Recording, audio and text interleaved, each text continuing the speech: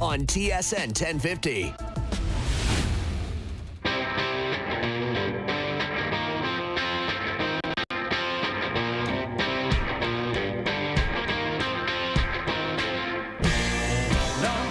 All right, here we go. OverDrive off and running. TSN 1050 on the TSN app, your home smart speaker up on TSN 4. Brian Hayes, the O-Dog, Jeff O'Neill, Jamie Noodles McLennan. What's going on? What's going on? Was very excited when I saw the lineup, and I saw a little something called Cloning Wars. Yeah, Can you give any insight before I prep my brain to play Cloning Wars? Okay, we've been in the lab.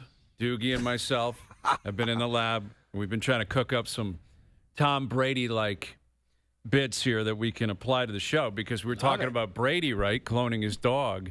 Yeah. And how strange. He has the exact same dog. He had a dog. It passed away. And I don't know what he did before that dog died, but he has the exact same dog. Yeah, the exact same dog. So it's very strange. Like, I don't think there's a lot of support for this type of activity. Yeah, Brady's putting it out there, right? Yeah. Like, Brady's a content machine, man. You'd think, like, some guys, they retire and they just say, I'll see you in, like, 10 years at the reunion. No, never, dude. Or never. I'm out of here. Brady, and I would say Peyton Manning, and there are others, you can't get rid of them. Like, Brady's everywhere. There's Instagram, there's Twitter, there's TikTok, there's Fox, there's different endorsement deals. Guy's in Europe all the time. He's flying all over the world. Owns the Raiders. He's cloning dogs. Like, it never stops. Yeah. Just one last question about the dog. Did the dog get born by, like, another dog, or was this dog come out of a machine? Lab. Who knows? It could be lab generated. We don't. Come on, dude. What There's we need no is such thing as a lab generated dog. I believe there is. Did this dog that Tom Brady has, did it come from a lab, or was it birthed from another dog? Why Like a are you surrogate? asking me this as all of a if sudden, I would have any Professor Hayes, you're Because asking there? you know Like, this stuff. You want to be the host of the show, you got to know this stuff. clue? I would assume it's from another dog. Like, I think it's likely. Doogie, get on it, man. Get back in the lab. Get us more details on Brady's dog. Because, it's not a robot. It's a real dog. So, well, who the hell knows now what he's got? He might have a robot dog with fur on it that lives forever. yeah, that's what's throwing us off, man. This AI stuff is really gonna change the world. Like, Dude, you know how many AI videos? Like, I watch a lot of cat videos, and it leads to, like, lion videos, and it leads to this guy that followed a wolf that came to his door, and the wolf dragged him out into the woods because the mama wolf was sick with puppies, so he dragged all. And I'm like, this can't be real. Right. No wolf is going to a guy's house in the woods to get him to go out. And the AI videos are a joke. I get sucked into them all the time. I'm like, this can't be real. Some of them are done so well, though. I know. You've seen, like, somebody who's a little thicker on a diving board, and they jump, and then they land, and they explode. Like, you're like, what is going on? Like, at first, I was like, oh, this looks like America's Funniest Videos. And then AI is involved, and the body explodes, and there's just, ketchup everywhere. Like, it's just the weirdest thing. Like, AI, I want one of those Optimus robots. When they come out, I'm definitely first in line for one of those. You're going to get a robot? Oh, and what are you 100%. but how are you going to treat that robot? Like, are you going to yell at the robot? What are you going to do with the robot? Well, he can clean the house. I know, but what if it screws up? Like, what are you going to come in and start yelling at the robot and then realize how stupid you are? You're grounded. Go stand in the corner. Exactly. Like, that's what's coming. People are going to start yelling, like, hey, you missed a spot. And then you're going to realize I'm talking to a robot. Yeah, yelling at a robot. Like, what the hell am I doing with my life? What is happening here? I you're right. I had a conversation with somebody today about ChatGPT and all of that type of stuff about, AI. And sometimes they're wrong. I was arguing with my ChatGPT the other day because she said a number. I kept saying a number to her. She repeated it back to me wrong. And I actually said to her, are you messing with me? Mm-hmm. She's like, no, I apologize. I'm not messing to you. I'm like, say this number again. My daughter was dying laughing. I'm arguing with my phone. Yeah. Like, that's where the world's headed. Absolutely. Right? Yep. Absolutely. And it does bring up a question that I think is worthy of asking, because you mentioned it. You do get roped into these AI videos where you're thinking, is that real? I don't think that can be real. what would be the sports result that would make you think twice?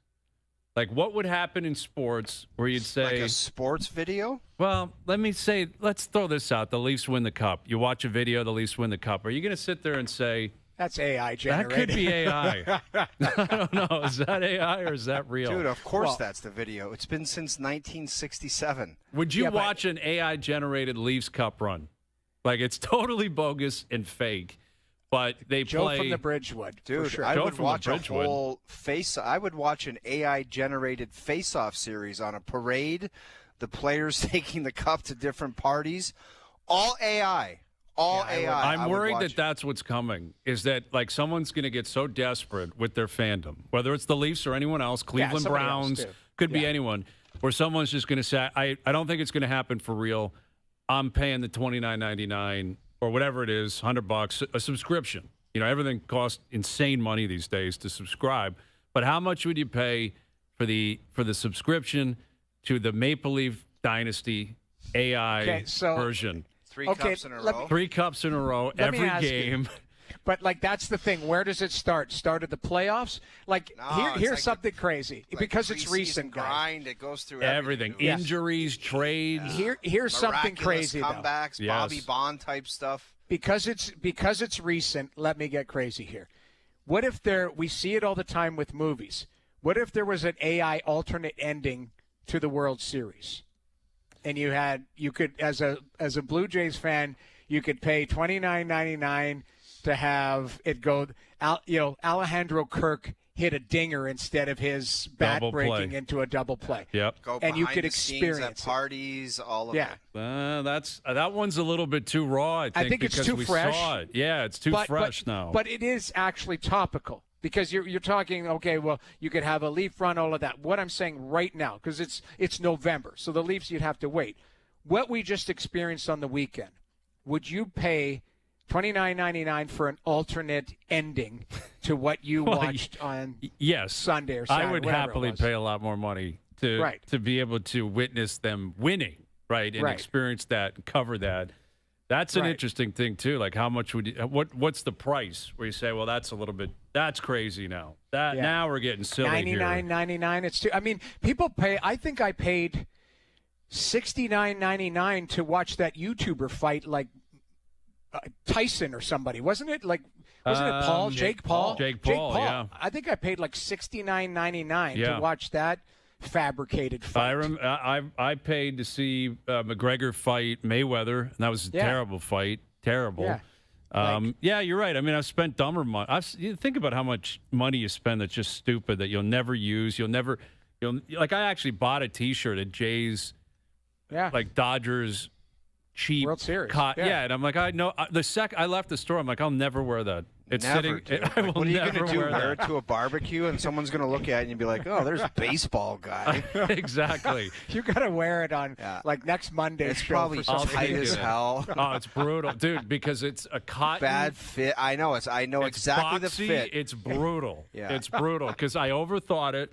Usually I'm a large. But the second this thing gets washed, it turns into a kid's small. I know. The arms will be a little bit loose, and it will press right up against your man boobs and tighten, and it'll be an awful fit after one wash. That's precisely what it is. So I went with the XL, which means wearing it for the first time is going to look outrageous. Like, whenever you're buying clothes with the intention that it's going to shrink, you know what's coming. Yeah. Like, it should almost immediately tell you, don't do that. Shrinks go in a the different wrong direction. Spot. That's what happens. It shrinks in the wrong areas. Yes. That's what happens. It's going to be a mess. But anyway, we got baseball news, right? Shane Bieber opting in, and that's awesome. That is, and Steve Phillips coming up in 20 minutes. And I do think uber positive, awesome. There is a part of me that gets the wind horse going a little bit. Like let me make sure I'm framed up properly. Why? Think about this. He was injured and then got to the Jays and just opted in 2 days after the season. Right. And for everyone concedes he would have made a lot more money. He would have got a different deal. It doesn't sound, based on what I heard from Ken Rosenthal today, that this isn't the precursor of the Blue Jays working on some long-term extension with him, which was my initial reaction. Like, okay, opt in or opt out, and the Jays, both parties agreed to something, 3 or 4 year deal, bigger money. There you got Shane Bieber. And listen, he's, by all accounts, going to be inspired because he's going to be looking for a deal. If he's healthy and he's inspired, it's just an unbelievably positive play for the Jays. Right now, you got Gausman, you Savage, Bieber, Barrios. Although the Barrios relationship, I think, is a little bit under the radar right now. I can't imagine that's on great terms. But it did make me wonder, like, why did he opt in so quickly? It's a great thing. If it works out, beautiful, awesome. But why? I know. There was talk about his wife's and family's posts about how they fell in love with Toronto and how the organization made everything fun again and blah, blah, blah. But I was looking at some free agents and what they were kind of projected to make, and it seemed like this guy was lined up to cash in on a $150 million deal on a 5-year deal. Possibly. And I've seen different ends of the spectrum. 150. I've seen 360. But regardless, it's a lot more than $16 million on a one-year deal. No kidding. That's what I was going to say. Right. Money talks, and no matter how much you love an organization and how fun you found baseball, when you just came off of that surgery and you're someone's going to hand you that over, that's a big decision, man. Yeah, exactly. And that's where again I go. Windhorst. Is it like what were those deals not out there? Like, is it?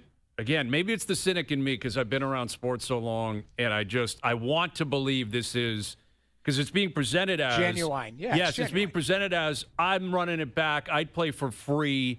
I love this team, and if that's the case, that's amazing. Like that is amazing, and I love it. And hopefully, Bichette does it next. I'm not even negotiating with anyone else. I'm back. Let's work this out. But that's not usually how it is in sports. It's a business, man. Yes, it's business. Unfortunately, it becomes a business very quickly. So I'm just very curious as to how it got to this point. Could be a grand slam win for the Jays. Yeah. Not disputing that. If he's healthy, motivated, gives you 30 great starts next year, it's the greatest opt-in of all time, and what a benefit the Jays have. And it makes the deal look greater, too, because now you got him for 2 years.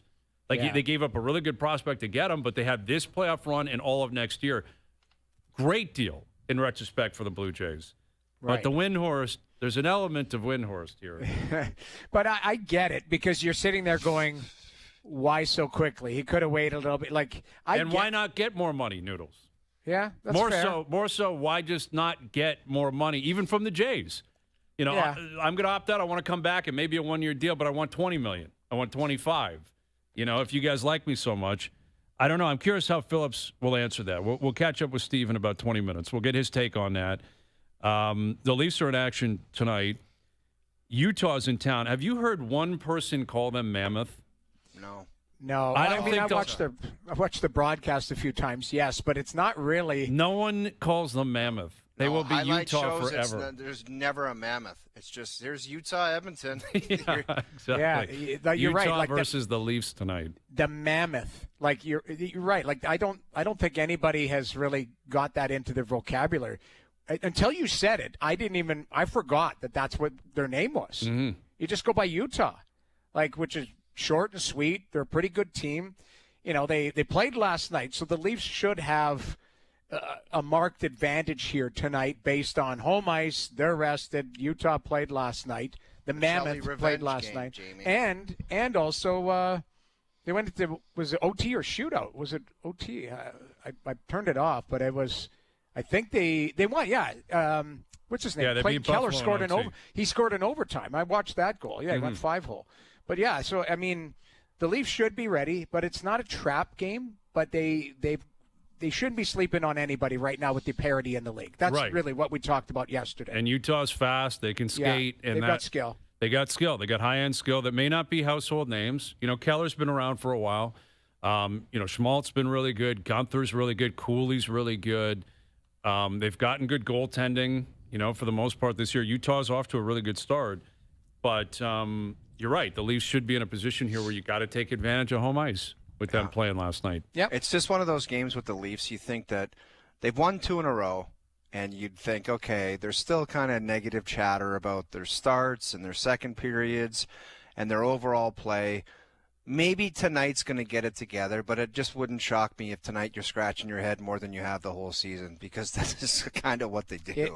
It's kind of the theme of the league right now, though. Top or bottom. Like Florida woke up, what are they, in 15th place right now? No, dead last. 16th in the East. At what point do they panic? At what point do they panic? Yeah, but they're 2 games away from being in third. They're a win away from being in the playoffs. I understand it, but they got pumped last night in Anaheim. Yeah, Anaheim's good. I'm not okay, but here's the thing, Noodles. I'll give you that. Were they in the playoffs last year? Like everyone keeps saying, well, they weren't playoff teams last year, so which one is it? It's the same thing with the Leafs. Utah wasn't in the playoffs, but, and it's this team wasn't in the playoffs. I think we got to shift away from what teams were last year, and that might have to include Florida. That's fair. Like if we're resetting everything, that has to include the champion team too, right? But I also think we've seen, like the Florida Panthers have a long record. I'm not worried about the Florida Panthers. They've got a long record. See, that's where I disagree, Jamie, and I hate to interrupt that comment. No, go ahead. If we're going to go ahead and reset everything, I don't think your past pedigree has anything to do with anything right now. If you're looking at significant injuries with Barkov and Tkachuk out for basically the season, I think, and going to 3 straight Stanley Cup finals, I don't think there's going to be situations where you can toss in a team, whether it be Toronto, Tampa, Florida, and just say, I don't worry about them because they're getting to the playoffs automatically. And it might not be those 3 teams, but I think there's some good teams that have that DNA and the benefit of everybody giving them that they're good enough and they have enough talent that they've always gotten there. There's some teams that are going to miss. And that's just the plain truth of it. I just think that they know how to win. They're not. Oh, worried. I don't doubt that, but sometimes you're just out of bodies and out of gas, and I'm not saying it's going to be Florida. I think there's a couple good teams in the league where in the past we've kind of given them a free road. I don't know if it's L.A. or who it's going to be, but there's going to be some good teams in the past, and I don't know who it's going to be, but they're going to miss. But LA's different though, the way that their team is made up. Like they actually changed the structure of their team. They got older and slower in the offseason. So I could see. Then that's the GM's fault. 100%. I'm not disagreeing with you, but in November, what are we, 5th? I'm not worried about the Florida Panthers. They're out west. Mm-hmm. Like their schedule hasn't been great, and they played not a lot of games. But yeah, I mean, that game they were ahead in that game against Anaheim last night. I didn't check to see how many of those were empty netters. I saw. It got carried away late, and it was 5-4. They lost 7-3, I believe it was in the end. It was 7-4. 7-4. It was a 5-4 game. I think there might have been 2 empty. But even Bob, like his stats haven't been great. He's got a sub 900 save percentage, and I think with Florida, I think it'd be silly to be at that point where you're selling stock on them. Dude, I never said I was. No, I'm not. That's not what I'm saying. I'm agreeing with you though that at some point it's going to have to flip a little. At some point, you're playing with fire. The idea that I know I'll get it together because Barkov is not coming back, and that's a big shift because Bennett's struggling, and Bennett, it's a big difference being insulated and playing 16 minutes against the second pairing and being the top dog. Lundell, the same thing. We heard it forever. Best third-line center in the league. Accurate. Right. Is he the best second-line center in the league? No, probably not. So it's a jump. It's a big jump. They're missing some defensemen. Bob's not young. He's played more hockey than anybody in the league. So these are all things that if it goes south, the reasoning actually won't be that hard to understand. It'd be different if Barkov and Tkachuk and everyone were healthy but they're not. So, and Brian, throw in what we talked about yesterday, the parity, the watering down. What was your words?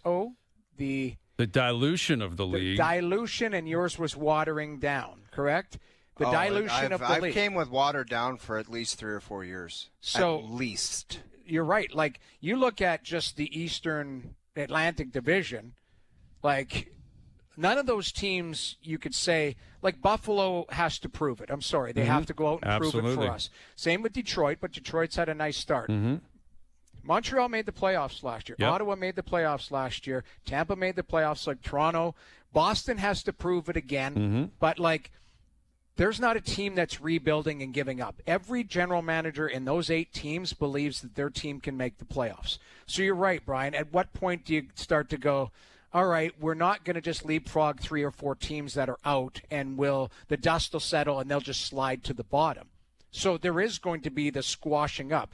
I think the biggest concern for Florida is you can't get left behind. You can't, you're 2 wins away from being in, like you say, a playoff spot or whatever, higher up, but you can't get left behind. One thing we haven't talked about, guys, scary. A lot is like age. Like a lot of the players that we've talked about, older.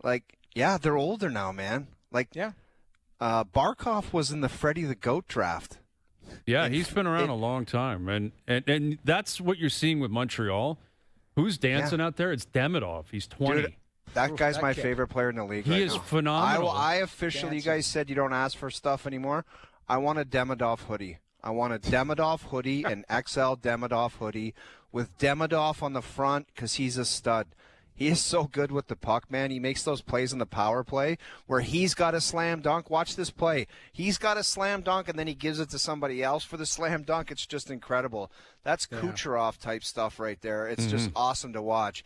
And it's like he knows, like, the whole building's just watching him, and he knows how to rise in the moment. He's an unbelievable player. Yeah, they are young and exciting, but as we know with some young players, there is some – as the season goes on, there is some correction. There is some, adversity that they have to go through.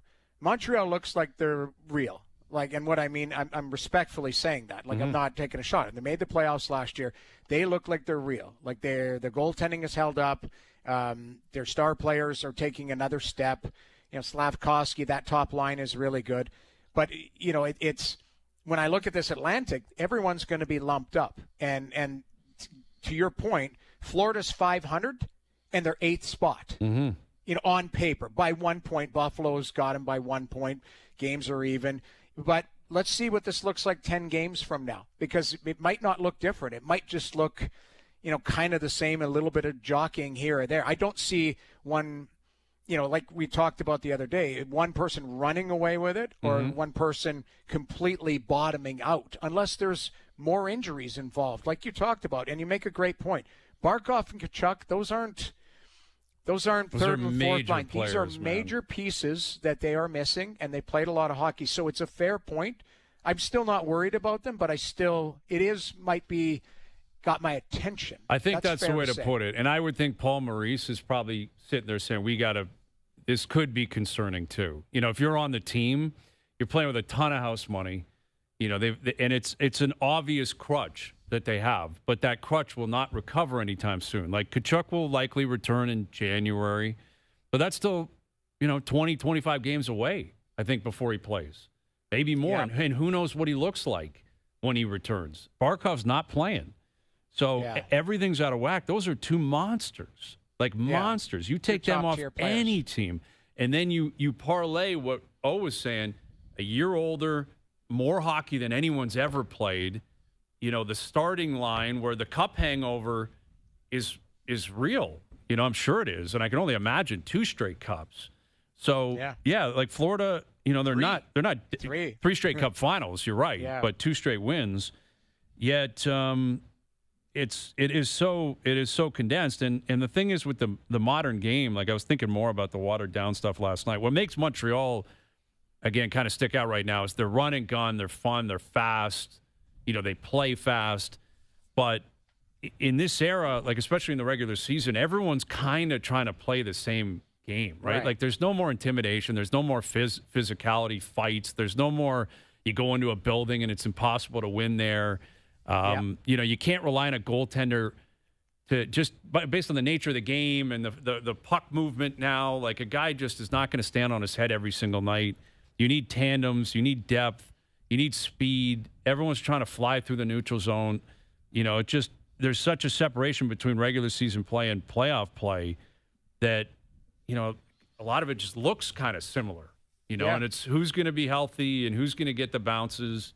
And that's going to determine what happens a lot of times. Do you remember not too long ago, the Leafs were going on a road trip and they were going San Jose, L.A., Anaheim, St. Louis, and all 4 of those teams were absolute heater teams. Yes. like heater teams where they would beat you up and they'd beat you 7-0 for fun. Murderer's Row. That's what it was called, Murderer's Row. Yeah. Like and I remember Hayes saying to me, at least we're heading out there, he goes, how many points do you think they're going to get in this road trip? And I said, absolutely. They weren't very good. And I said, absolutely 0. And they came home with absolutely 0. But how many of those teams exist anymore? No, I don't. I think of like a road trip that would absolutely like crush you. If you do a Dallas kind of Colorado Vegas circuit that's right a now, tough trip. That's probably your toughest trip out west now. Yeah, throw in like if you go Winnipeg, Dallas, for sure, yeah. And maybe throw in a Minnesota if they're playing good, and then hit Colorado, Vegas. Like you got your hands full. But even I was thinking about it again last night. Like you mentioned those California teams, and maybe there's some nostalgia, and maybe we're getting a little bit carried away. But even like the historical like rivalries or games you couldn't miss. Like I don't know how many of those are in the game right now, where it's like, this is a long-term. Throwback, but like when Colorado and Detroit would play in the late 90s, it would always be on like a Saturday or a Sunday on ABC or whatever, and you're like, you got to watch this game. Like it didn't matter where you were in the league, you had to watch it. And there were certain games where it was like, I think the Leafs, when they would play certain teams and they were tough and they'd play Philly or something, you're like, you got to watch this, man. It's going to get crazy. But, dude, those were back in the day when the third-line players would score 35 goals. Yeah, and there'd be fights, and fights and animosity and stuff like that, too. That was a big part of it. From what you guys have told me, maybe that's Ottawa, Toronto. Yes, maybe that's sure, Montreal, Toronto. Now, like those are still lively rivalries that I witness around here, regardless. I still think Montreal, Toronto, or Ottawa, Toronto is appointment viewing nowadays because all three of those teams are good teams now. Yeah. So that's what I would circle on the calendar and go, definitely one. But it's not a bloodbath, to your point, right. Brian. It's not a no, it's not. And that's the nature of the game right now. And maybe Tampa, Florida, based on their recent history, that would be up there. But even just when you'd have powerhouses and Detroit would be playing whoever, and you just say, I got to see who Detroit's playing tonight back in the 90s, or I got to see who Colorado's playing, or Dallas playing, or, New Jersey's going to play Philly, and it's Lindros Stevens tonight. There were just different things around the game where Philly, Pittsburgh, those were like they hated each other. Philly, Pittsburgh, and a lot of that is based on the physicality and the craziness of the game back in the day that obviously doesn't exist anymore. All right, Leafs Utah tonight. We'll get back into that game. We got the insiders coming up. We got Steve Phillips coming up. His take on Shane Bieber opting in and what is next possibly for the Jays. A little precursor because we're already into the offseason, so we'll catch up with Steve quickly on that. And we have the Clone Wars. I got to explain it to you. Okay. We're going to do that in about an hour. If it's really complicated, it's going to be I don't think it's going to be too complicated. I can't guarantee you it's going to land, but it's worth a shot. It's worth a shot at 5:30. It's worth a shot. Overdrive continues. TSN 1050 and on TSN 4. Now, back to Overdrive with Hayes, Noodles, and the O-Dog. Overdrive continues, powered by FanDuel, bringing you everything from the opening line of the final score. Steve Phillips here in a moment. Everyone's raving about the ratings for the World Series. Game 7 doing bigger numbers than any game we've seen in 34 years. Seems like every big game that happens. Yeah, and it a little bit deceptive if you include the Canadian audience and the Japanese audience, which obviously counts for something internationally, but the Canadian audience was what it was because the Jays were playing in it, obviously. And if they're not in the World Series next year, that will completely fall off a cliff. And I would guess that if the Dodgers aren't in the World Series, I don't know what that Japanese number looks like. But it was a perfect storm, and it was a great World Series. Yeah. Like, it was incredibly captivating, and I think ultimately that's what it comes down to. Like, you look at American TV, they're not going to play the Jays on big platforms because the market doesn't count in terms of the ratings down there. But this is proof a Canadian team can get you massive ratings if it's a captivating story. Yeah. And if it's a great sporting event. No one cares where you're from if it's a great sporting event. And that's precisely what it was. And, we're now, 4 days removed? And I get the impression a lot of people still aren't even talking about it, can't talk about it, don't want to go back and watch highlights. Like Blue Jay fans, just still crushed, can't do it. Well, that's why I didn't. Maybe I was too premature on the AI alternate ending. Yes, I don't think people are prepared for that. Well, I apologize, don't then, but think it was so. topical. It was topical. Yes. That's where I was going. Absolutely. All right, here's our TSN Baseball Insider, Steve Phillips. How you doing, Steve? I'm doing well, guys. You guys hanging in there? Okay, we got Steve. I don't know. There's no audio. There he is. We got visual. We can see him. He looks great. See him. Looks great. Looks dialed in, but can't hear anything. All right, it's getting more and more awkward. That Anything. Steve is just on the camera there, and he Let him can't just hear stare anything. at us. Just He awkwardly looked solid. Everything was good. Maybe that was AI Steve Phillips. You ever thought of that? Maybe Joe from the Bridge is throwing us a curveball here. Yeah. All right, I always see if we wonder can that. Reconnect. Like right before he comes on, does anyone go, can we test your mic? Yeah. I think so. I'd have to believe that's probably, happening. Yeah. Have to Just a believe glitch. it. Just a glitch. It's all good. We'll get him It's back. fine. But he did look great. But I think here's my prediction. I think that he's going to say there's nothing negative about the Shane Bieber picking up his option, Listen. even though you gave it the Windhorst. No, let me clarify it. It's not even a negative thing. It's more I'm just curious, like why did it happen? Like, because I know people are going at me, like Blue Jay fans were already saying, dude, can't you just appreciate? Yes, like of course it's great. Bieber's in the rotation. Well, That's why don't we just do what the guy on Twitter said, Doogie? He said, instead of you guys talking about it, why don't you get Bieber on? Wow, that's what we're trying to do. Yes, that is precisely what needs to happen. All right, we have Make Steve it happen. over the phone here. All right, Steve, go ahead. Take us through your thought process here. Shane Bieber opting into his contract, $16 million next year with the Jays. Yeah, I have to say I was pretty surprised by it. I thought Bieber would opt out. I think there's a market for him beyond the 1 year at $16 million, and he couldn't be offered the qualifying offer because he was traded during the season, and so I thought for sure with what we saw in the final starts and then in the postseason, he gave up the home run, but out of the bullpen, but he's going to keep getting better the more removed he is from Tommy John surgery. 2-time Cy Young Award winner. He's an all-star. I mean, for me, this is a coup for the Jays to get him to come back for $16 million. I mean, the reality is I thought he might get a 2-year, a 3-year deal, even at about $20 million per year, that people were willing to go there with him coming back from the Tommy John surgery. And so I think it's a really good one, that they don't have to make up for as many innings as maybe they had to. Scherzer and Bassett, now you can pick and choose. And I think Eric Lauer, for me, would be the next guy I try to bring in and sign. I mean, he didn't make a lot last year, so even if you give him a big raise, it's going to be a very reasonable contract. And he was more than serviceable for the Jays. And so, but this is big. I mean, it's, now to go with Gosman, you got to hope that Jose Barrios is better and able to come back. And with Trey Savage, I mean, it's got a chance to be really nice at the front of the rotation. Steve, what's the secret sauce for someone in a management position dealing with the Blue Jays where there is such a positive vibe right now and moving into next year and not getting sucked into thinking, I got to bring that guy back because he's a part of the mix and that guy back because of age, and just having the understanding that it was so good, but you just can't fall into the trap that the performance will match next year, like everything will be the same. Right. How do you deal with that? Yeah, 100%. Yeah, it's an excellent point. It's one that they got caught up in a little bit before too, thinking, okay, we're going to get people back and they're going to be better, but what you don't understand is that not everybody's going to have the same season. I mean, Barger and Nathan Lucas and Ernie Clement and Alejandro Kirk all had kind of career years for themselves. And the reality is there will likely be some regression toward the mean, and they're going to fall back a little bit. Not all, but some. And my experience is not everybody stays the same. Some do. Some get a little better. Some get a little worse. And so I think you have to consider changing it. It can't be the same. I think the Philadelphia Phillies have gotten themselves in trouble because they keep trying to bring back the same cast, thinking this time it'll work, this time it'll work.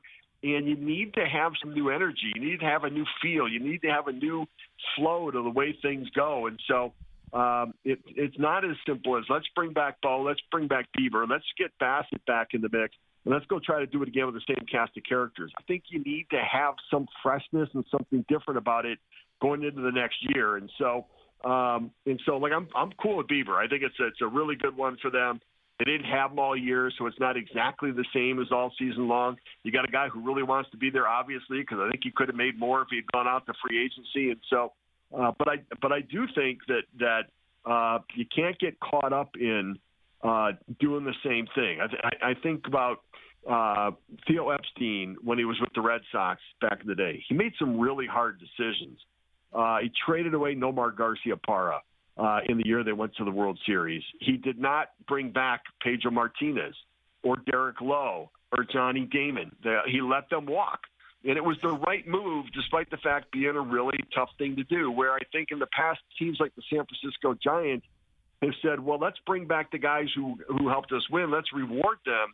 But you're not paying them for what they did. You're paying guys for what you think they're going to do. And if you think they're not going to be as good as they've been, or that the market's going to be greater than what you think, then you do have to walk away and find the next guy ready to blossom and go. And so I think there is some, threading of the needle that the Blue Jays front office is going to do. The good news is they've got so much flexibility. I mean, if you want to get an outfielder, legit guy, Kyle Tucker or whatever, okay, then play Barger at third and Clement at second. If you want Bichette back, okay, you can play him at second and go with Jimenez and Clement at third and put Barger in the outfield. You've got so many moving pieces. You want a shortstop? Great. You can move Jimenez to second and keep Clement at third. And so they really do. They're in a nice spot with that. And getting Bieber in a place keeps them away from being desperate to have to get something done, because they've positioned themselves nicely to pick and choose now where they go in the starting rotation. With Steve Phillips, and there really are a lot of names that are going to be out there in free agency. Kyle Tucker obviously at the top, and that's going to take a lot of money. But Schwarber's going to be out there. Bregman opted out; he's available. Alonso opted out; he's going to be available. Do you see them? What do you see them looking for offensively? Let's begin there. Do you think it's a power bat? Is it someone, are they as concerned about that? Are they banking on Santander actually having a complete season that's somewhat productive? How do you see them handling that? Because I think what you pointed out has to be considered, like regression. I'd throw George Springer into that. Springer just had a career year at 36. Yeah, right. I don't know if George is going to do that again, and Kirk and Barger and Lucas and Clement, and if Bichette walks, all of a sudden you look offensively and you think, where are they going to find some run production? So do you have anyone in particular or any approach you think they might take? Yeah, so for me, I don't love, Santander in the outfield, but you've got Springer who ended up having a DH some, and so it sort of eliminates the everyday DH from your thought process. So the Schwarber guy like that doesn't really fit what they need and where they are right now. But a Kyle Tucker would for me, and Alex Bregman would for me. That if you don't get Bichette back, and I'd like to try to get Bo Bichette back if I were Ross Atkins and Mark Shapiro. I think the market is going to be robust. I think anybody that wants a second baseman, shortstop, or third baseman is going to be in on him. I think if Bregman doesn't go back to Boston's going to be all over him. He's kind of a young guy a young veteran that would blend in with the young core that they have there, and I think grow with them in the future. So I think I could see him as a second baseman or a third baseman going into Boston, and the Green Monster would play well for him. But I think that they need to be open to a big position player. And then beyond that, even if it's Bichette, I think, if you can find another guy, and then what it does is allows you to trade from a position of depth, where if you add a third baseman and you add an outfielder, because look, there's talk the Dodgers want Kyle Tucker, right? And so let's be greedy here a little bit. You've got some money coming off the books with Bassett and Scherzer and those guys. And for me, you just drew $40,000 a game for the last 30 some home games. I think that to be able to afford two big bats, it would be really good for this team. And whether it's a Tucker or a Bregman or you're going down the road and trying to you bring back Bichette and you get Tucker.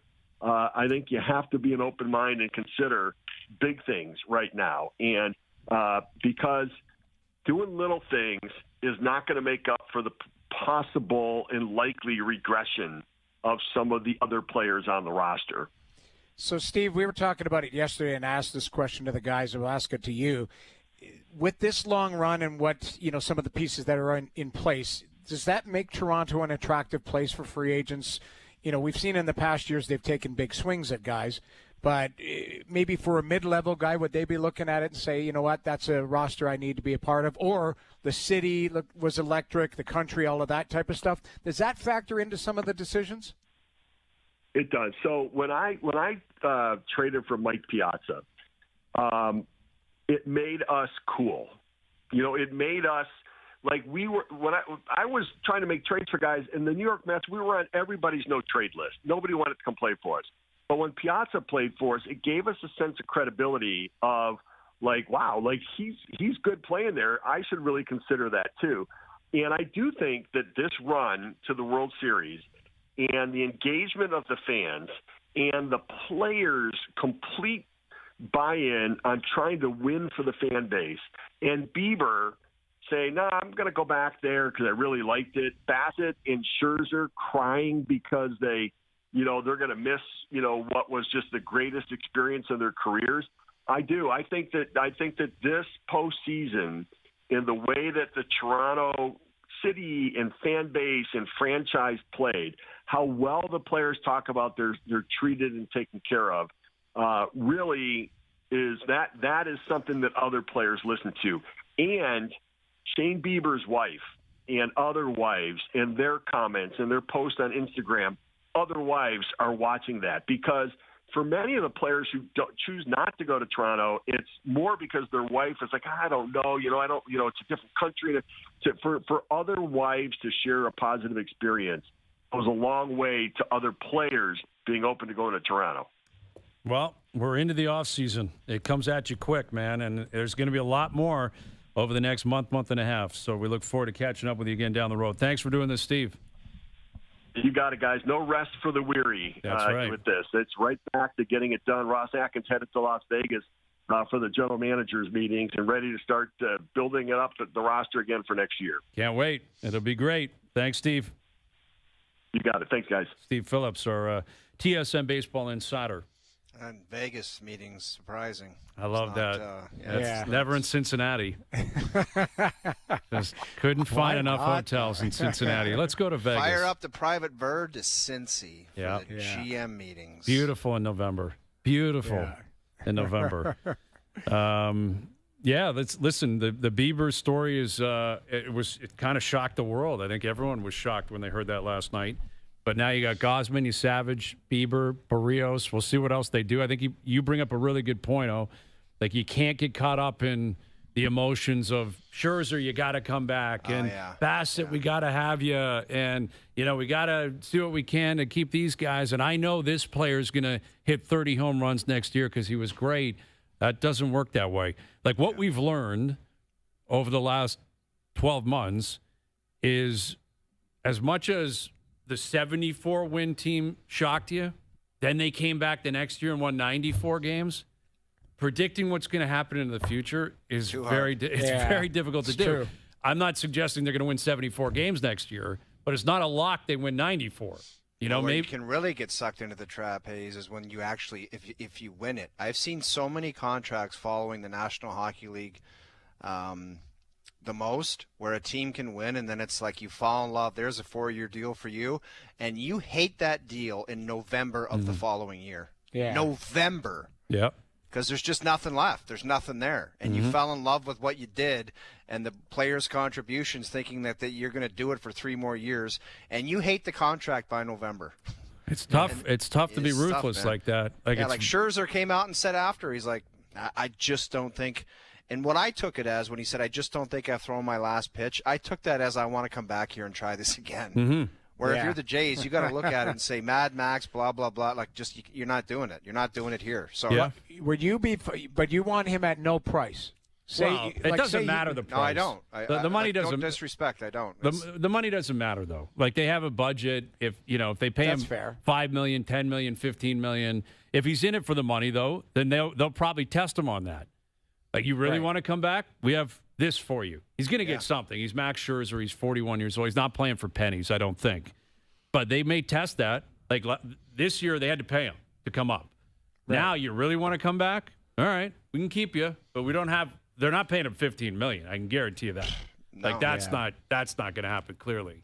But you might test him on that theory. How badly you want to come back? But that's 5. Yeah, exactly. Which is still a lot of money.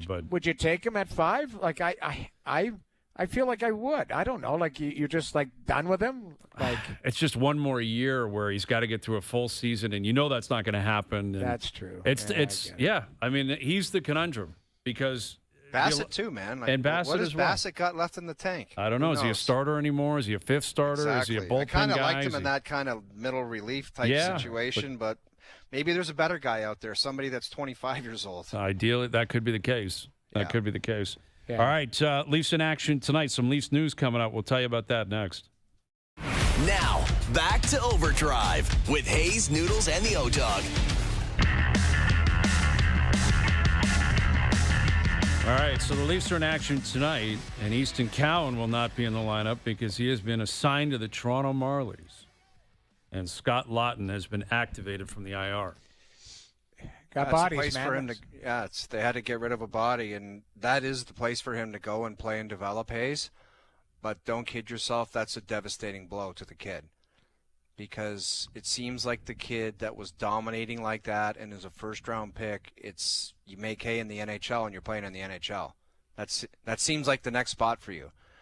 And I just know from my days, all the high picks, that's like when you're the guy that doesn't really step in and you're seeing guys that were in the second round, third round, like the kid for Pittsburgh. What's his name? Brindle? Or Kindle? Kindle, yeah. Nobody had Kindle. Nobody talked about Kindle over Easton Cowan. You know what I mean? Mm-hmm. But Kindle might not be there by Christmas, too. Oh, you never know. I get it. But it's just you start looking around like, Let's talk about it at 5 because there's lots to unpack. Okay, you got lots to unpack. All right, we'll continue with this. Easton Cowan on his way to the Marlies. Scott Laughton activated. Will be playing tonight. Leafs Mammoth tonight. The Mammoth are in town. And we got the cloning wars coming up. I got to explain it. I don't think it's overly complicated. I think you guys are going to be fine with this. It better be simple. Okay. OverDrive continues. TSN 1050 and on the TSN app. This is OverDrive with Hayes, Noodles, and the O-Dog on TSN 1050.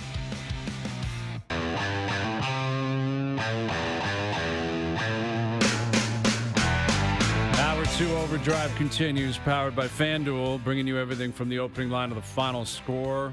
Got a new bit in about a half an hour inspired by Tom Brady and his dog. Got best bets coming up. Got Leafs Mammoth tonight, the Insiders in a moment. And by the way, we talked about Easton Cowan. It wasn't a slight on the kid. I'm just saying when you are that kind of top guy prospect and you dummy the OHL like that and have the point streak and the Mem Cup MVP and the OHL MVP and all that, you're disappointed, man. Like you didn't think that you thought you were going to be playing in the NHL, and not just that, a contributor. Well, and that's kind of where I was going though. But it's not like he's lit the world on fire early on. He's got 1 goal and 4 points. They've had to move him around the lineup. I think they've had to protect him in certain situations because he's been overwhelmed. But also, this might be just a paper transaction because you've got too many bodies. You've got too many NHL bodies. He's the only one that doesn't require waivers. So you send him down, game or two, or it might be today, and that's it. Okay, and you but figure let me out. ask you this, Jamie. If it was based on performance, would you say the transaction would be warranted? Do you think it's the right place for him to play? Because I do. I think the American Hockey League is the place for him right now. I'm agreeing with you 100%. But they have the luxury. He's 20. Okay. And you can put him down. You can give him a run at games. Let him play 25 minutes or 22 minutes a night with the Marlies in all situations. But this is the beauty of him not requiring waivers. And I know it is a paper transaction. It's a paper transaction, but I do think it's warranted. I do think he should be playing in the American Hockey League. Well, that's fair though. I don't disagree that I thought that he was going to play AHL games at some point this year, anyways. But it's a big adjustment. Like you made that adjustment. Not every person hits the ground running. I think that's the thing where everybody finds their own pathway and finds their ceiling at the NHL eventually. Cowan is a nice player. I believe he's going to be an everyday NHL player. I think he's going to be an everyday contributor. But, yeah, is it a kick in the pills early on because you think that, for sure. But you know what? It's not the end of his story. I still think he might be back by this weekend. He might not play tonight and play this Saturday or whatever their schedule is. Who knows what's the best path? Because I had 125 points for the OHL team I played on in Guelph, and then I had 14 for the Hartford Whalers. So who's to say that was the best for me? Because it was years away from me being any type of finished product where I was contributing in the NHL. Well, but you were a different type of player too. Oh, like he's what is he? 6 feet 190. He's not overly physical. A guy like that has to play to contribute. He probably has to play in the top 6, right? Like maybe top 9 for the most part if you're shielded. But he's not a fourth line guy. So I don't see it as a negative. I do see that they've got lots of bodies, and Tree's going to have to figure that out sooner than later. They've got lots of bodies. They do. Now, what he did have was somewhat of a, he can play with some pace. Like he had the ability to do that, and that's the thing. Like Lawton's coming back. They're slower. Lawton in for Cowan. And what has been the story through 13 games? They look slow. Yeah, it's a great point, Brian. It's a great point. And listen, Lawton, when he's activated, he's back on the team. He's a veteran. They're not just you can't leave him on IR and you're gonna play him. You're gonna give him that opportunity. But Nick Robertson, I think to his credit, has played a lot better the last few games. Yeah, a lot better. And I think Nick Robertson has said, I want to take advantage of this. And let's not forget, Robertson, we've been talking about him for years. Years. And Cowan, yes, he had a great junior career. He was not a top 5 pick. Remember, it was a shock they took him where they took him. It turned out, I think, to be a very good pick. We'll see what happens with the rest of his career. But it was the 28th, 29th pick in the first round, and he's 20 years old. And I think this can be a positive for him. It can be a positive depending on what the plan is for him. I don't think it's in the best interest of the player to use him as a paper transaction. If it's you're up, you're down, you're up, you're down, you're not playing tonight, now you're going down here. That's ridiculous. Yes. Man. If you think he needs time in the minors, which I think you could make a strong case that should be the plan here. Yeah. Say you're down there for a month and we'll call you back. Go down there and play 10 games. And then we'll call you back. And then if you deserve it, maybe we won't. But I don't love the idea, and I don't know what their plan is, of down, up for a game or two, down, up, healthy scratch, then you're back screwing down. With the kid. Yes, exactly. You figure out what you want to do with them and what's in the best interest of his future and his career, because they don't have a lot of prospects. Yeah, this I like one's that got to idea work. You just brought up, Hayes. Go down there for 10 games and dominate. Yes. Well, and have, like you said, Brian, there's a plan for Easton Cowan, for the now, for the future, all of that type of stuff. And you also had to give him some runway here to see, I guarantee you Chief weighs in on this, and says, I can trust him. I like him here, but this is what I'm seeing from him. And so to me, there's a lot of different factors that come in, but I would have no problem him going down for 10 games and learning the pro lifestyle. And if he plays well, or if there's an injury and they want him called up, then bring him up. All right, let's bring in the insiders here on the Maple Toyota Hotline. Darren Dreger, Chris Johnston. CJ, I guess we'll start with you. Your take on this and what it means for Easton Cowan, the fact that he's been sent to the Marlies and Scott Lawton has been activated tonight. Well, the biggest thing that I look at is, I know the Leafs were very cognizant of not wanting to get into a situation with Cowan where he was scratched for any length of time. And, obviously he did have a couple of little resets in the early part of the season, but with them getting back, in addition to Lawton, also Lorentz back in the mix, they've just got a lot of forwards. I mean, there was 15 forwards at practice yesterday. And, it's not to say Easton Cowan couldn't hang in the NHL. I think he did pretty well, based on where he's at. But it was going to be hard to say he was going to be in the lineup every night. Now, we'll see what happens. Performance could be further injuries. There's a lot of unknowns and things even the Leafs aren't totally sure with. But I think that the most important thing, of course, is that he's playing games and he'll get a chance to do that for the Marlies. I think he made pretty good account of himself. And I'm sure we'd all agree we're going to see him at some point in time back in the Leafs uniform in probably the relatively near future. Yeah, Dregs, you can comment on that too. And I want to ask you about where Cowan stands in terms of, asset management. We always talk about the Leafs and what they could get up to in the future, who they might want to acquire, and they don't have a ton of prospects. Like, where does Cowan fall in line with those chats if other GMs are calling the Leafs? Yeah, I think he'd be top of mind, right? When you look at the cupboard of Brad Treliving, it's reasonably bare, to be honest. You've got Easton, Cowan. You've got Danford, you've got that first-round draft pick in 28, or you're starting to rip apart your roster. And what are they giving up from that roster? I mean, I guess if you want to talk about somebody in their bottom six, he'd be open to that. Depth defenseman may be open to that. But I think other clubs have paid attention to what Easton Cowan has done to this point in his young NHL career. And I agree with everything you guys said. And CJ just nailed it. The issue is it's a numbers situation here. The Maple Leafs have too many forwards, right? So, to bring Scotty Lawton back into the mix, somebody's got to go down. And they have the luxury, the flexibility of doing that with Easton Cowan. It does become a bigger issue, though. Again, I heard what you guys said coming into the chat. If he's bouncing up and he's bouncing down. But I would remind you of the path that Craig Berube saw Easton Cowan going down through training camp, and that he would be managed. And there would be nights where he'd be spending time in the press box. That's not an indictment on his game. That's just where, he's at in certain situations and where they are roster-wise. But look, I mean, if Brad Treliving is trying to hit a double and acquire another top six, even though they're not available, who are you guys asking for? It starts, I would think, with Easton Cowan, and then you kind of work off of that. That's why it's not happening. Well, Darren, you just mentioned too many bodies. What does an organization do in the NHL when you have too many bodies of the similar type that score 15 points in the NHL in a year? Like, what do you do to kind of chip away at that and make people go away to not have too many bodies? No, you can't. And honestly, that's why there's been speculation around Kampf, right, who's in the American Hockey League. Think he's happy being there? Of course he's not. He thinks he's an NHL player. But his contract dictates that he's not playing in the National Hockey League right now. And Brad Treliving has worked hard to move that because the Maple Leafs would love to get off the money. So you're either stuck there or you make a bold career decision if you're David Kampf and you go, all right, well, I'll play in Europe. I'll do something else. And that situation eventually is going to come to a head.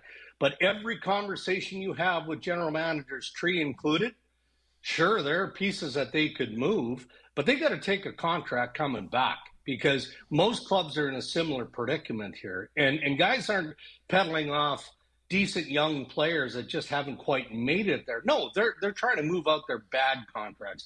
Nobody is throwing Brad Treliving a life preserver at this point to get rid of some of the extra weight that he has around the team right now. So, guys, we used the terms, two of them, watered down and diluted with the league yesterday as far as, things being very bunched up as far as last place to first place. And it's early, but have you noticed maybe increased chatter on the trade front? Are managers trying to be a little bit more proactive to add to their teams sooner than maybe, we'll call it American Thanksgiving? Yeah. CJ, go ahead. You can start. I said, guys, I feel like I'm being pranked because I haven't heard one word Dregs has said. So I have no idea. I have no idea what he said there in this head at all. So I can't play off him on anything. But he was chirping you, but he'll text you what he was saying later. Go ahead, CJ, on the possible trades around the league. I hate to say it. I was talking to a few GMs today. I don't get the feeling anything's getting that hot yet on that front. And look, we'll see where it goes here. I mean, there is a GM's meeting next week. Sometimes getting face-to-face, I think, can help things along. Obviously a big weekend in hockey with the Hall of Fame celebrations coming up. So there'll be lots of folks around and, maybe some of those conversations will get going. But the biggest thing I keep hearing is just how close the games are. Like, it feels as though there's more coin flips than ever. I don't have the exact stat in front of me, but the NHL put it out this morning. There's more one-goal games through this stretch of schedule than there has been in like 20 years in the league. And so I think that you got a lot of teams that don't fully know what they are. Even some of the teams that we'll call the pleasant surprises maybe aren't feeling great, just a little wondering if they're going to come down yet.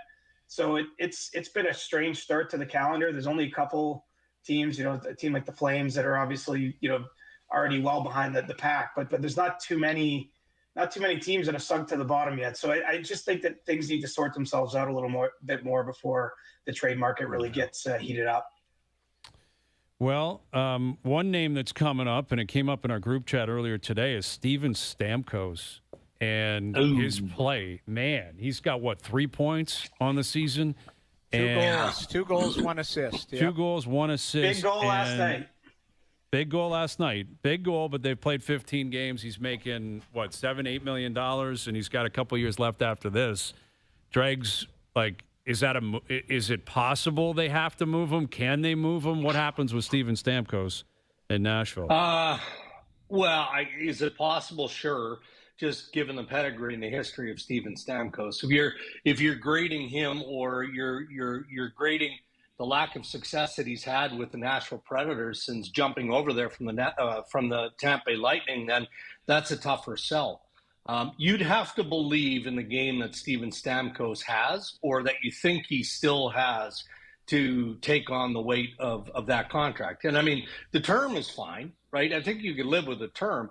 But on an annual average salary, what are you getting? Are you getting the Stamkos that finished the year in Tampa Bay and didn't shock all of us, but certainly surprised us, that given the year that he had there, that they didn't find a middle ground in Tampa Bay to keep him in that Lightning organization. And as he talked about publicly, I mean, he didn't know for sure he was leaving until July 1st. If you're getting that guy, then yeah, I mean, for me, he'd be worth any risk if you feel that there's a risk.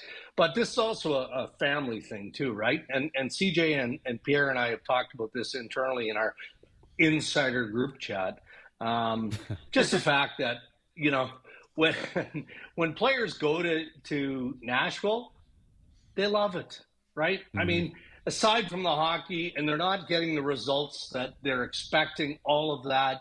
It hasn't worked out for Stamkos. It hasn't worked out for some other players. It hasn't worked out for the team. But is he going to uproot his family again?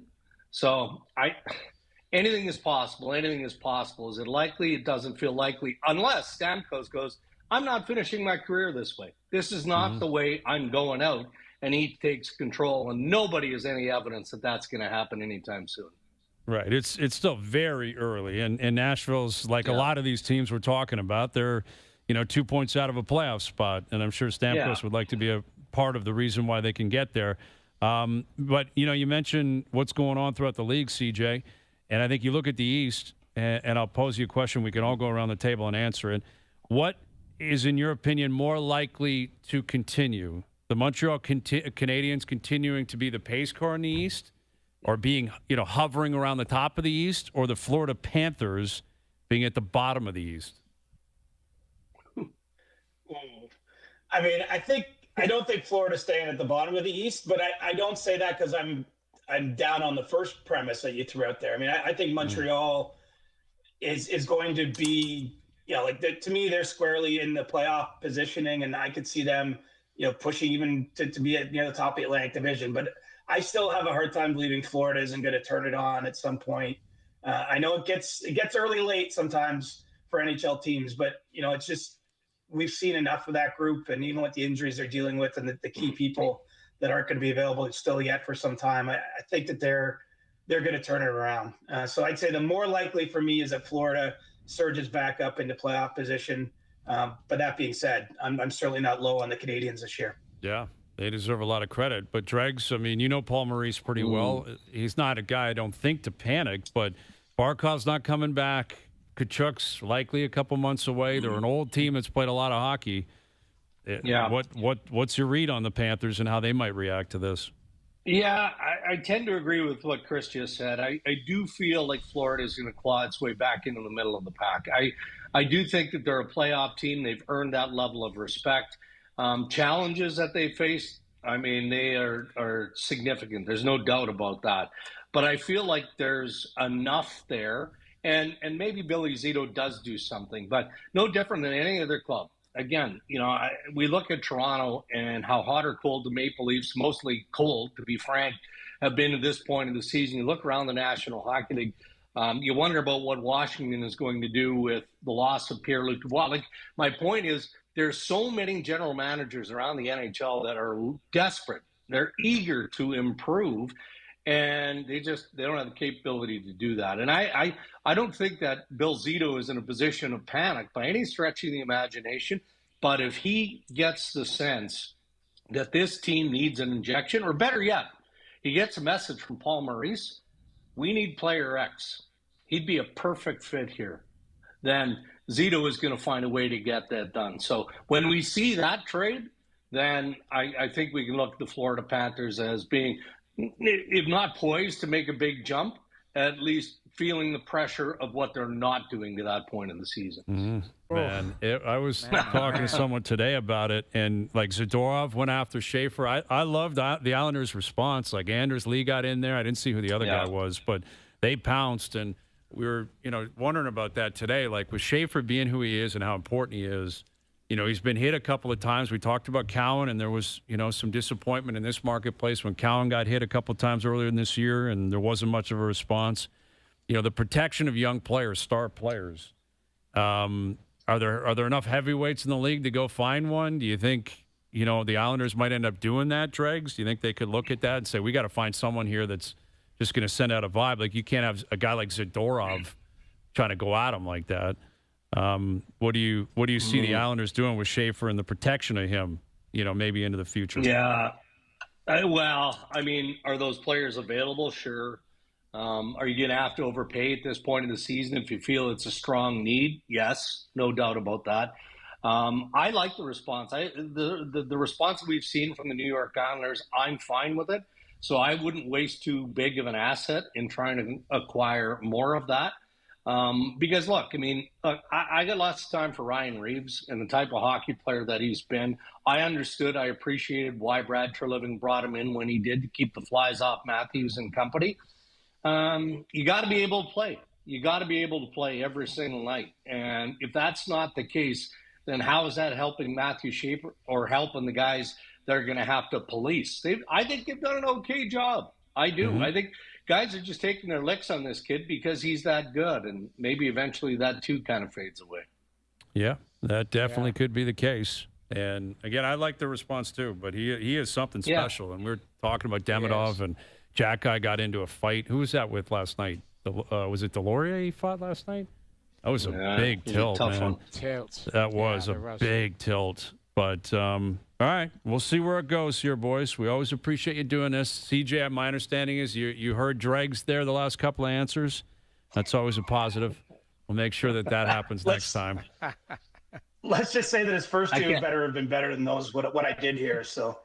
Okay. I can't hear you guys. I think you're breaking up on me here. I can't hear you We're anymore. breaking up. Good seeing you guys. Thanks for doing this. There they are, the insiders. Darren Dreger, Chris Johnston joining us here on the Maple Toyota Hotline. I think you're right, though. Like, this Schaefer's got a little bite to him, too. He's got a little attitude, which I love. Mm-hmm. But it attracts some of the flies. Like, I don't, they used to have that Ross Johnston there. He's not there anymore. He's in Anaheim, right? Like, they don't have a, quote unquote mutant to keep people away. And I think you need somebody, man. Because it's funny. The Travis Green was joking. They went and got that McDermott or whatever the other day. He's 4-1 when he's in. They're 4-1 when he's in the lineup, and like he is a deterrent. He is huge. He is a giant human being. Like, and he's had a couple tilts already.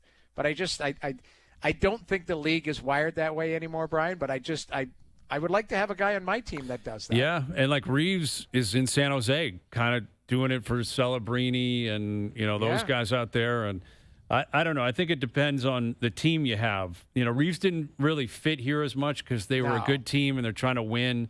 Like, the Islanders are off to a decent start. They're with everyone else. They're right in the middle like everybody else. But I don't know how much, optimism they really have there. And if you want to make sure that Schaefer, feels like he's in a good place, I could see them acquiring somebody. Yeah, just the protection. Like I've always said about tough guys, the teams that I played, you when you're driving down the road and you see a police officer, what do? Your first instinct is just to act a little bit different. A cop sitting at the side of the road. having that guy on the bench sometimes changes attitudes, it changes thought process. Because when I played in St. Louis and it was chase and twist and post check, like those three mutants could have jumped over the boards. And Chaser was up for one every night. So he is the best, man. Hearing him tell stories and oh my God, yeah, they've got a podcast down there. I've been watching. I've seen some of their stuff. clips. They're great, man. Oh my! He told one about Twister. Like I can't call him Twister. I don't know him, but Tony Twist fought. Is it Rob Ray he fought, I think, when he broke his orbital bone or something caved like his that. face in. Yeah, caved his orbital. Yeah. And then I guess they were playing Buffalo. The next time they played him, Twist wasn't in the lineup. Yeah. And Chaser's telling the story of everyone's going at him, like Mayday's going at him, and Barnaby and Ray. Yeah. And he just said, all right, whoever wants to go, let's go. But just so you know, the big guy's back home waiting, and you're playing us in a week and a half back in St. Louis. Yeah, he's watching on TV tonight, he said. And he goes, we'll play you guys next week, so you have at it. He goes, you can have me tonight, but you get him next week. So such a great story. I saw Twister did do that to a guy on my team, Mark Janssens. He fought him. I was in the bathroom, and Janssens came in and blew his nose, and the whole side of his face caved in. I was horrified watching it. Yeah, Twister was arguably, and he sat beside me for 3 years in St. Louis, and he would lean over and go, "Jamie, I'm going to punish somebody tonight." I was like, crazy that mentality. Yeah. He was scary, man. Oh man, because Rob Ray is as tough as it gets, man. Yeah. And Ray would have done it to other guys the other way throughout his career. He popped guys over the course of his career where he got them.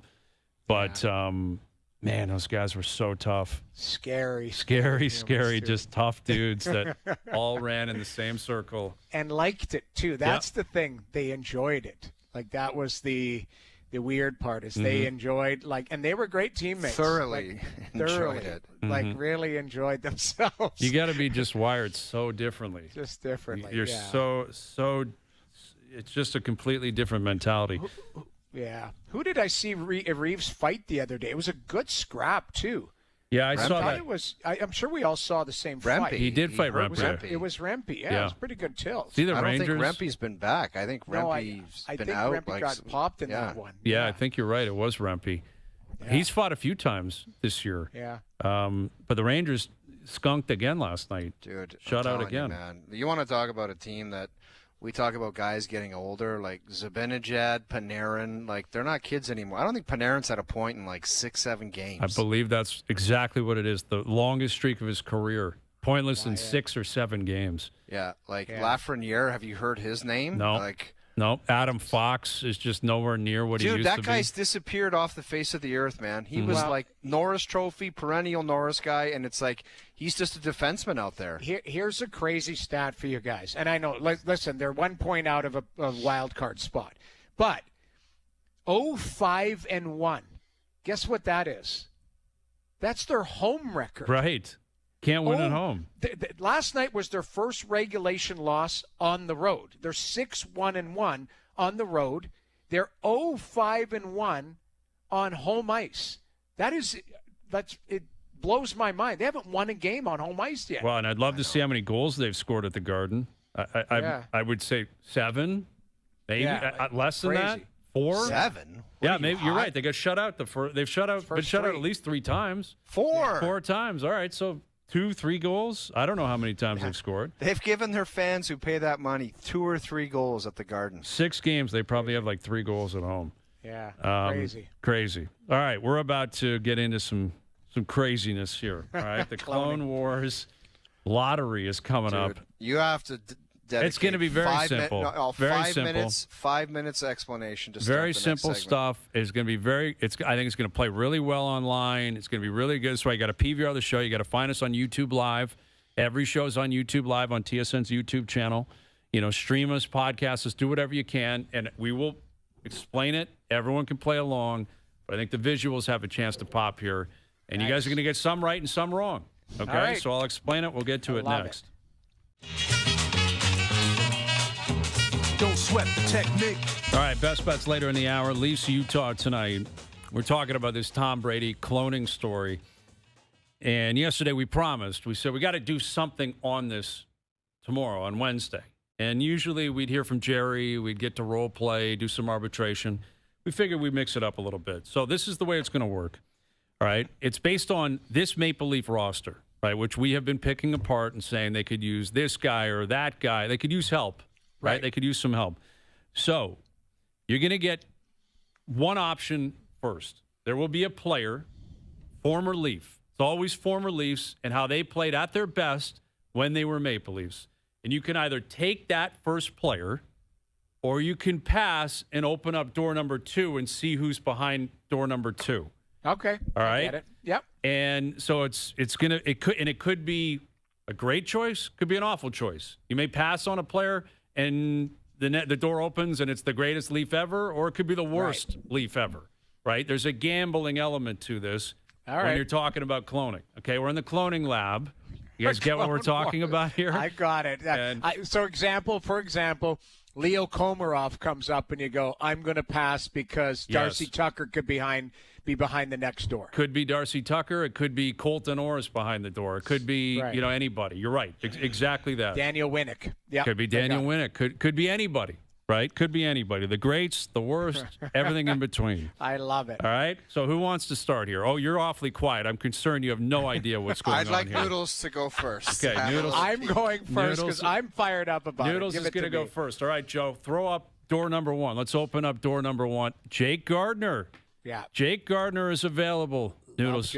Love Jake, but I'm going to take door number 2, please. Door number 2. Because I hear you. Jake Gardner, great skater, all of that, but back problems and certainly had some defensive issue problems too. So let's go with door number 2, please. Door number 2. Who do we have? We have Aki Berg. So what? Noodles is stuck with Aki now, my guy? Aki's your guy. You can't go back. You just added Aki Berg to this roster, Noodles. Jake Gardner was the play. He has to play. He's a puck mover. He is, man. That's why you have to look at the situation and say, a puck mover, he can skate. They need that right now. Yeah. Okay. That is awesome. Okay, well, there's the trial balloon. I'm stuck with Aki Berg. Although Aki did play pretty well. He was a big body, third overall pick.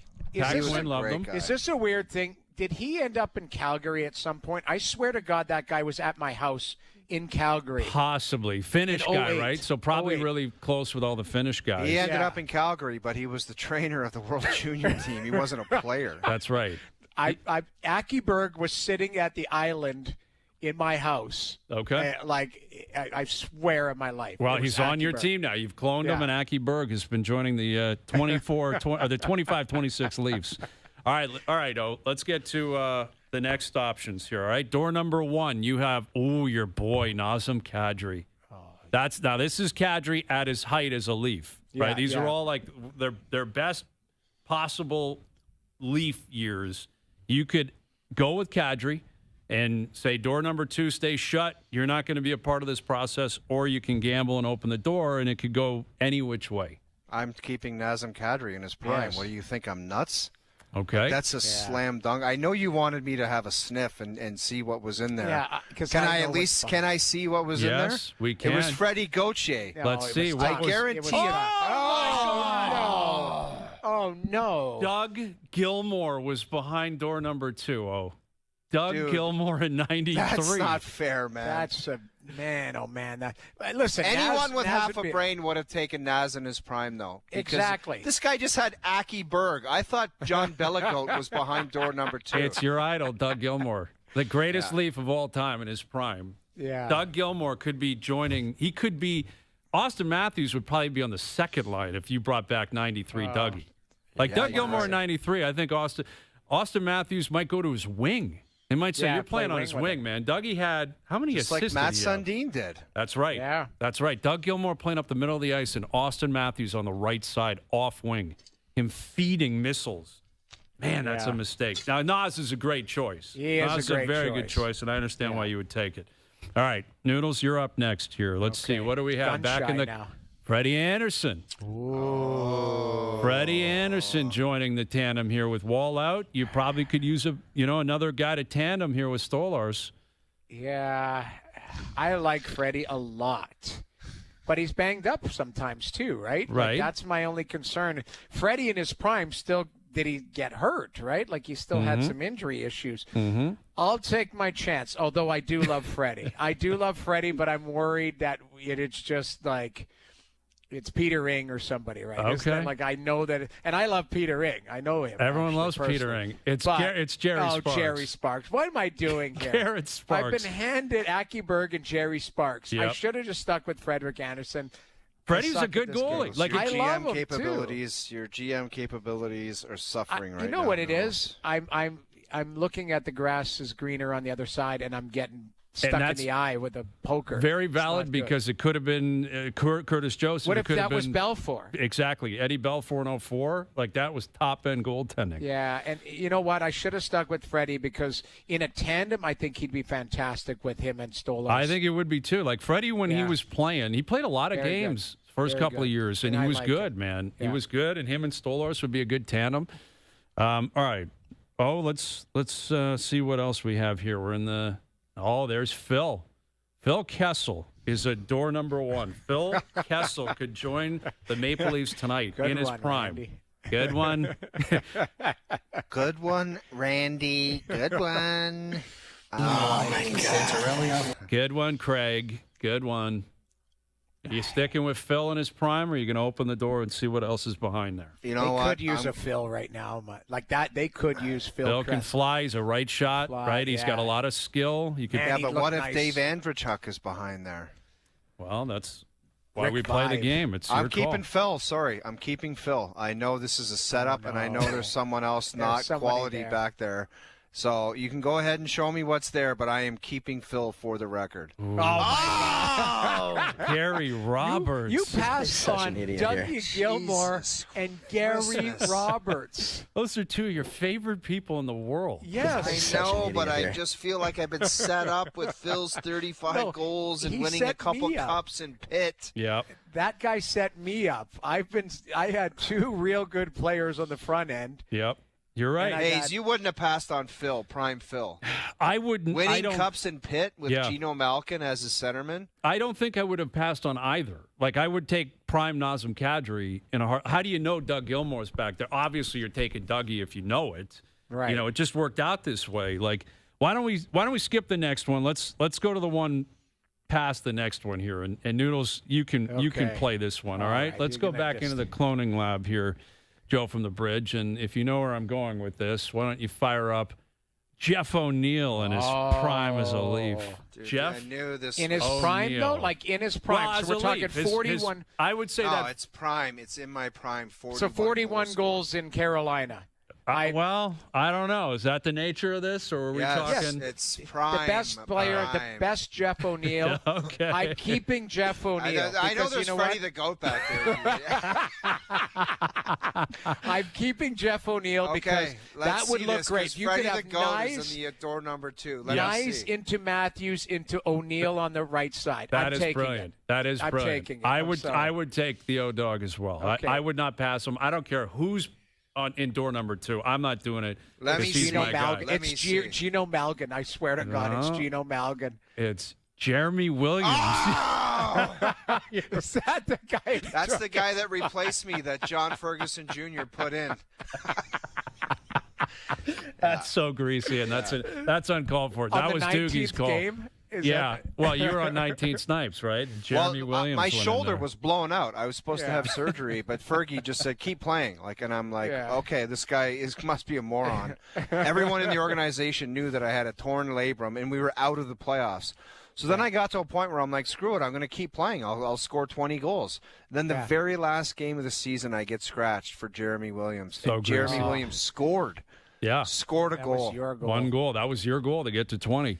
Would it have been worse if it was Freddie the Goat? Geno Malkin would have been a good one. Jerry Malgin would have been. I forgot about Malkin. Geno Malkin. The O-Dog. You pass on the O-Dog thinking, who's behind? Is it Wendell back there? Yeah. Daryl Sittler hanging around?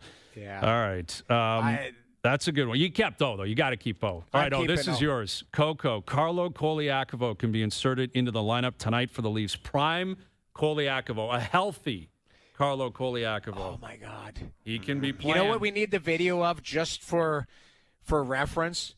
when Carlo was in St. Louis. Was it in Detroit or St. Louis when he got hit in the corner? Yes, Detroit. And his face was in the glass. His face was in the glass, right? It's the best meme. We need to pull up that meme just for the sake of you know this. What? His skating ability and physicality, I am taking prime Carlo Koliakovo. You take Coco, man. I agree, man. He was a big boy. He'd play physically. Dude, he could skate. He had offensive. He could crush you too. There's a clip of him demoing Bill Guerin just Huge inside the hit. massive hit for Coco. Scott Stevens coming across the middle Saturday night in Toronto. It's an unbelievable hit. I'm taking Coco Prime. Who is behind Coco? Let's see who is behind door number 2. Frankie. You could have had a right shot defenseman. I think they could use a right shot defenseman tonight. I'm being frank, I'm being Frankie, I love it. I think, listen, Carlo was a really good player. We love both these guys. I think that was a setup where you could have gone either way, right? Yeah. You could have gone either way, but I think you made the right call. All right, Noodles, you want to do one more? I got a couple more. This game is awesome. I'm really enjoying this. I think it's working out. Clone Wars is so fun. The Clone Wars is phenomenal stuff. Mike Johnson, MJ. Now MJ was a stud when he got here. Like his getting first out of college, right? Like this guy got on a. Didn't they bring him in on a private bird or something like that? Like he was out of college. They flew him in. I feel like he was like a stud. And that was that 99 year. That was the first year Pat Quinn.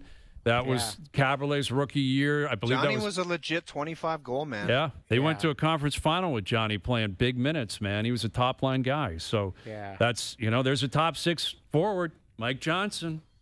Johnson. I feel like Johnny – I'll keep Johnny. Was it my pick or is it It's your pick. It's your pick. Yeah, I mean, you guys can work together on this. Give me Johnny because I think Johnny in his prime – would be exactly what the Leafs are looking for. He's long, he's smart, like long reach, good shot, good stick. Plays with good players. Can play with good players. You could put him on that. You could move Willie up to the top line. You could play him with JT because he's buddies with JT. I feel like they'd be able to have chemistry. Yep. I'm keeping Mike Johnson. Okay. What if Alexander Mogilny's behind the other one, though? What if Mogilny is behind the other one? Maybe. Man, let's see. He good as let's a have Leaf. What if it's Eric Lindros behind the Let's other have a one? peek. What you picked Johnny, but let's see what your other option was. Oh no! Oh no! Wendell That's a kick in Clark. the junk, man. Wendell. That means you guys have passed on Doug Gilmour and Wendell Clark and Gary Roberts. And Gary Roberts. Yeah, now, we love Johnny, and we love Nazem Kadri, and we love a lot of these guys. That's where you got to take the emotion out of it and say, maybe there's something better than Johnny. Yeah. Love the guy. We love Johnny. But Wendell Clark, man, you put Wendell in his prime. I wonder if, like rookie season Wendell would be crazy because he'd have 20 fights. I think he scored almost 40 that year. He had 30-plus. Like, his best year would have been in 94, actually, when he scored 46, I think. But everybody, so when you say Wendell Clark, we should say what comes to mind. Like mine, I've got 2. When he hits the guy behind the net, is it Bruce Bell? Bruce Bell in St. Louis. And the other one when he punches John Casey in the back of the head. Also with St. Louis. Shiver. The Coco Bonk. That's what Harry Neal called it. He goes, Wendell gives him a Coco Bonk. Yeah. And the best part about that clip, because we've talked about it before, is Ty Domi's on the ice with him. So Wendell, knocks out John Casey, and he basically looks around and says, who's going to come talk to me? And Ty comes flying in, and the Blues players are like, oh, God, we have to pretend like we're mad. What a circus around here. Could you imagine having to get into that scrum and react and protect your goalie, and Wendell Clark and Ty Domi are waiting for you? That's Good crazy. luck. That was another great story Chaser told about him and Wendell working out fight plans the next night down at the Madison. Did you see that clip? Yeah, Kelly Chase, on their podcast. Yeah. I guess Chase said he wanted to fight Bill Berg or something like that. Oh, that's right. And he goes, and he told Dave Lowry. And Clark goes, I want Dave Lowry. And I'm taking. And I guess they were at the Matty the night before having drinks, working out who they're going to fight the next night at the Gardens. I got good news and bad news for you. He's like, I'm getting that Bill Berg, but what is it? Was it Kosher, I think, or Shanny. You have to fight one of those guys. And he was it was like, Twist. Like Wendell was like, I'm not fighting Twist. I could, but I'm not going to. So I'm fighting this other guy. And anyway, those are great stories. All right, there you go. The clone. I have more. But I think we can save them. We can bank them, and we can get to them later on. Maybe tomorrow. Take a break and do one clone after dark. Okay, we can get to a clone after dark with our best bets. The lab is still open. We'll get to that next. Now, back to Overdrive with Hayes, Noodles, and the O-Dog. All right, we haven't heard this song in a while. Oh, no. I love it. Time now for one more horny Clone War. Clone War. All right, so this is a big hit. A lot of buzz here. And there we go. JVR is in door one. So what this is, you get a former Leaf in their prime that could be cloned and in the lineup tonight, joining the Maple Leafs tonight against Utah. If you take JVR, he goes right in. If you pass on JVR, he's gone, and you've got to take whoever's behind door number 2. You guys can both work among yourselves here. I love JVR, and he's still actually scoring and doing some good work for Detroit, but I want the... You want to see what's behind door number 2? Oh, where do you stand on that? And I know I'm going to get jammed up on this because this one is like, you better take it because there's John Bellagoat is behind door number 2. Yeah, there is. Well, JVR's a good player. No, because JVR's a very good player, but I guarantee you there might be a legend sitting. It's John Bellagoat. Let's see what's behind door number 2. Somebody. It is David Clarkson. All right. David Clarkson is behind I'll take David door Clarkson. number 2. So David Clarkson in his prime in Jersey is 30 goals and tough. Yes. 30 goals and tough. So I don't think I would take JVR personally. I would take JVR. Yes, of course. I mean, JVR is a guy that's 30 and 60 and can skate better and play in your power play. Remember him in the front of the net on the power play? This power play stinks right now. He was unbelievable. JVR on the power play, I would put him in the in front of the net immediately. But Clarkson, I think Leaf fans would say, which one are we getting? But the New Jersey Devils, David Clarkson, pretty good pick. Yeah. Not a bad pick. Do you remember, like, the front page of the Toronto Sun said Wendell Clarkson? Yes. When they signed him. Wendell Clarkson, which was so aggressive and obviously asking way too much. And remember his number 71 in honor of Wendell? I loved him, though. He just made the mistake. He got the 10 games right off the pop, jumping off the bench. Jumped over the bench. And then never got going after that. Still can't believe he did that. I can't believe that whole scene. John Scott chasing Phil around. Remember Phil? I was in the building. You were there for that? Phil slash John radio with the Tat Man. Wow. Phil slash John Scott with 2 of the most egregious swings you've ever chops. seen. Yeah. And I don't think he got anything. Did he get fined for that? No, he didn't get suspended. No. Well, because the league was like, dude, what are you doing, John Scott? Like, I don't remember what that was in response to. Obviously, Orr must have done something. Someone must have done something. Somebody did something to a Buffalo guy, and then John Scott went out there and was looking for blood. Yeah, he went and just, like, it was a face-off, and then he just popped Phil. I don't know. We got to revisit that. That whole scenario was a crazy transaction which went down. All right, so who did we miss? Frederick Gauthier, you guys were waiting for him. Freddie the Goat, you were waiting for. Yeah. And Freddie didn't make the first installment. He could be there because we had other options we just didn't get to. Yeah. But Aki Berg was a tough one. Aki was a tough one, but I think it set the tone. Aki's O's boy, but Aki wasn't exactly a fan favorite in Toronto. No. And I don't think he would help this current defense group personally. Yeah, I think we got to expand it to just league-wide. Like, you can just go to terrible busts. You can... Wow, that's extreme, man. You can go extreme with this. You could get, like, Ray Bourque or Nail Yakupov. Yes. You know what I mean? Like, that type of stuff. That's a good idea. You could do, like, former first overall picks. Oh, door number 1, you got this guy, pretty good player, pretty good career, or door number 2, and it could be, like, McDavid, or it could be Alexander Dag or something. The Dag. Best Bets powered by FanDuel. Make your picks and assemble a same-game parlay in seconds on the FanDuel Sportsbook app. I'm going to parlay Matthews 2+ points, Willie 2+ points tonight. The big boys are playing on the same line. I think they play a ton tonight, and I think they have to produce. And I think the third period the other night might have sparked that. You're getting good plus money on that. Best Bets powered by FanDuel. Same-game parlays now available for every NHL game on the FanDuel Sportsbook app. Please play responsibly, 19 plus, physically located in Ontario. All right, Leafs Utah tonight. And, we'll see what happens tomorrow. We've got picks tomorrow. Luke Wilson, Owen Wilson will be in here. You guys are in a dark place. Very dark place. Hazenbro on the clock. Got to dig it out. You got to dig it out. Have to dig it out. Have to dig it out. All right. Good stuff. Thanks to everyone behind the scenes for helping out. We appreciate it. Everyone for tuning in today. TV, radio, podcast, web, and, of course, up on YouTube Live on TSN's YouTube channel. We're out of here.